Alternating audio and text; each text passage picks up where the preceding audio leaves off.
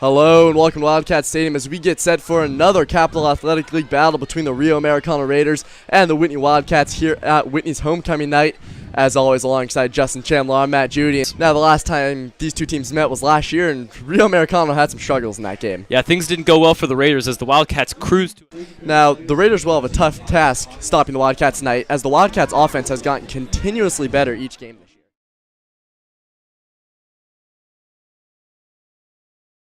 Coach, thanks for stopping by. I really appreciate it. Hey, thanks for having me, guys.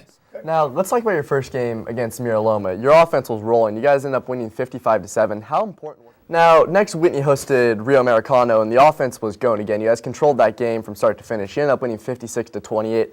But the big thing now, let's talk about the crowd. Like Justin was saying, we've had an opportunity to see them a few times, and the students make it very tough to play, and they can change the momentum just like that. They're behind the team the entire way. So how are you guys preparing for the tough environment, and what do you have to do specifically to come out with a win?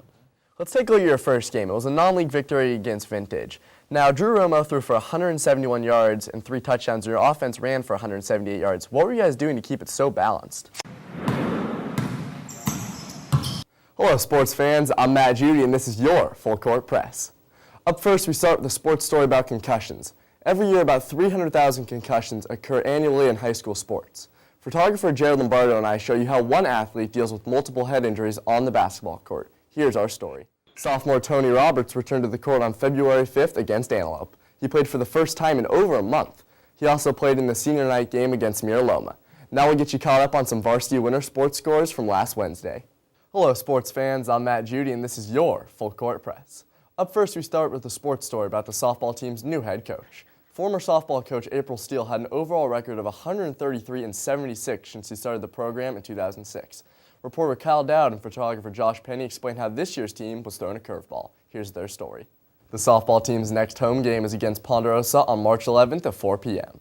Up next, photographer Christian Condos and I are here with our game of the week. Here are the highlights from last Friday night's volleyball game against Granite Bay. That was your Full Court Press. Thanks for tuning in. We'll see you guys next time. Now back to you guys in the studio.